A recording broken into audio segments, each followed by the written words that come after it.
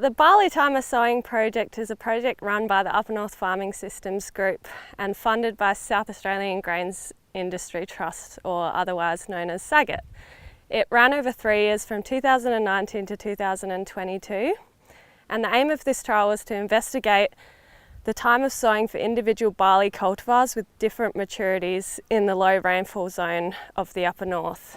The trial was conducted at Todd Oryx's property, which is just south of Bullaroo, South Australia. Following on from the success of the wheat timer sowing trial, we decided that we'd have a crack at doing barley timer sowing also. We picked varieties that were representative of what was grown in the district, and then added a couple in to test the waters on some new stuff. In the first year we picked a winter barley variety called Urambi.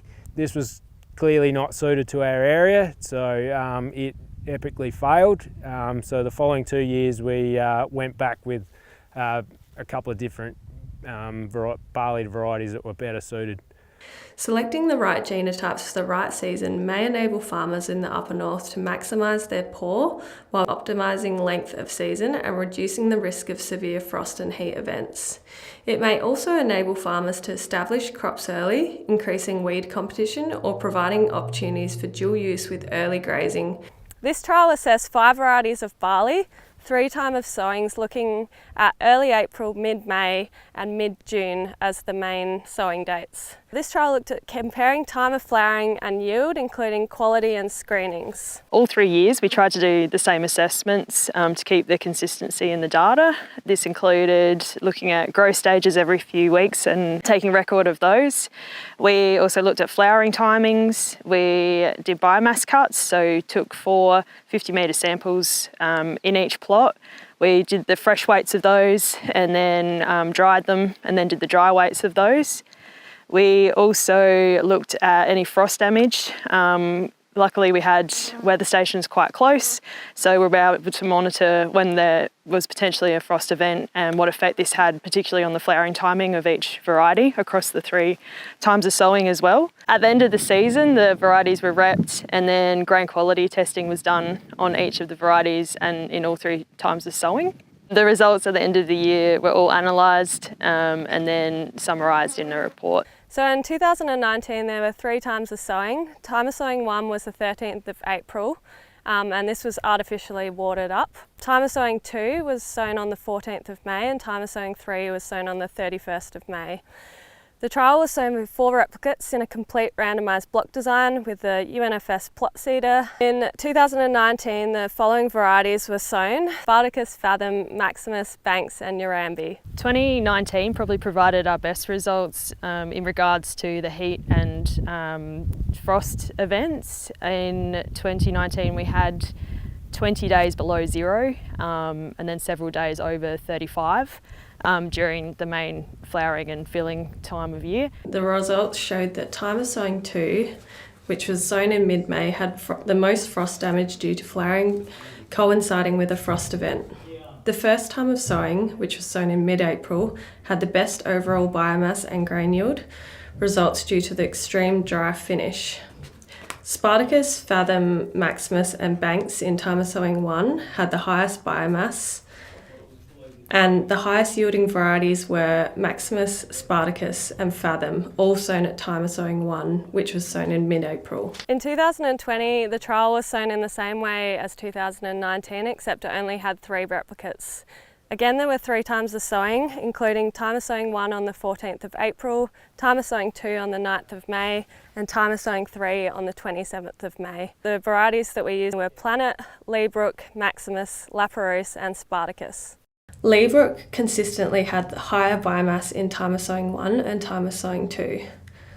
Maximus consistently had higher biomass in time of sowing 3, and all yields were statistically equivalent across the time of sowings due to the mild seasonal conditions in 2020. In 2021, the trial was sown with 4 replicates, again in a RCBD. The trial was sown into a faba bean stubble and again had 3 times of sowing. The first time of sowing was the 14th of April, the second time of sowing was the 16th of May, and the third time of sowing was the 22nd of June. It had the same varieties as 2020. The late break and very dry conditions led to the committee making the decision to water time of sowing 1 to keep it as a true 3-date time of sowing. We used a truck with a 8,000 litre tank and a spray bar and pump to water the trial. We used 20,000 litres of water, which approximately was 7 mil of rainfall, which was enough to germinate time of sowing 1. A week after we watered time of sowing 1, we had the opening rain of the season,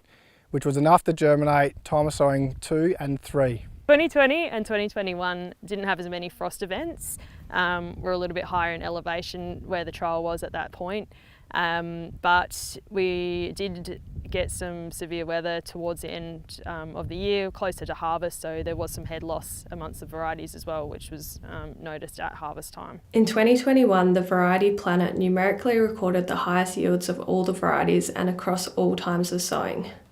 Time of sowing 1 and time of sowing 2 recorded statistically higher yields compared to time of sowing 3 across all varieties except for Planet, which equalled the lowest yielding varieties in time of sowing 1 and time of sowing 2. Late sowing had a negative impact on yield and grain quality across all varieties.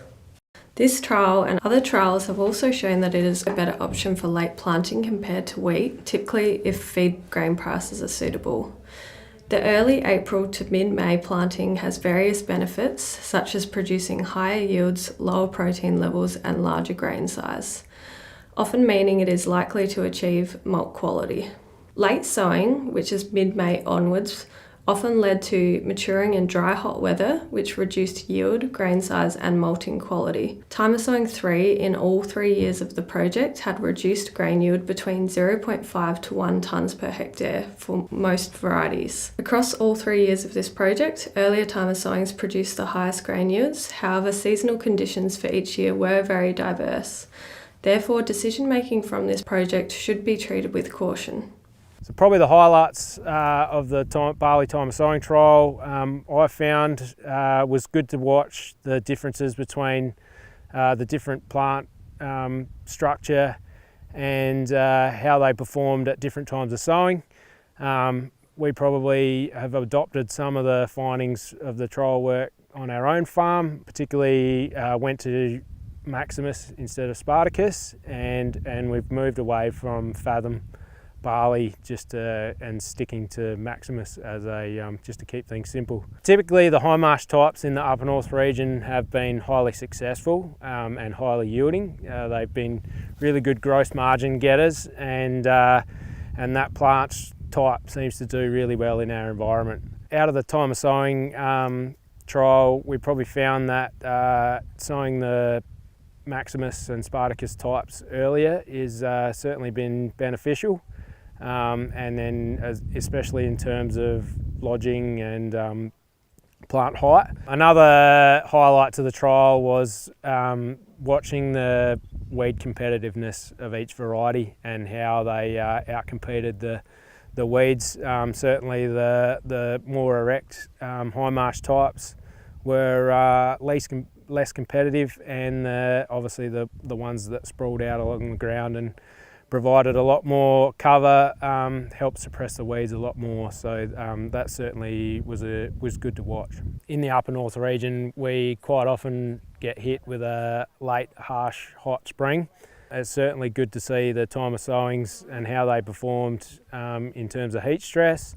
Certainly in a dry, tight finish, the high marsh Maximus types certainly hold up a lot better. Some of those earlier times of sowing certainly benefit from being in there earlier and getting their reproductive stages out of the way. A big thank you to SAGIT for funding this trial, along with Oric Farming, because they had a massive contribution in terms of seeding the 3 times of sowing and taking the time out of their own program to do this.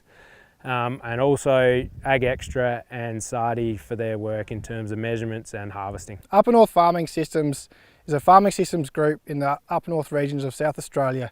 We cover areas from Jamestown, Peterborough, Carrollton, Orroroo, Corn, across the range to Membray Creek, down to Wandera, back to Gladstone. Farms in the region are mixed farming enterprises ranging from high rainfall to low rainfall, crossing Gordy's Line to the north and to the east. Upper North Farming Systems was formed 20 or so years ago as a way for farmers to get together, discuss through their problems, put trials together and have extension activities, just as much about farming as it is about the social aspects.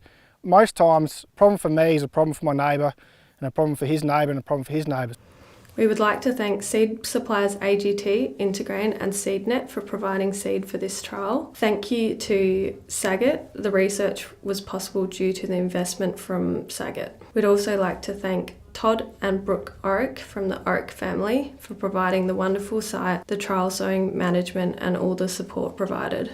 We would like to thank Sardi Claire for harvesting the trial and Ag Extra for site assessments and management.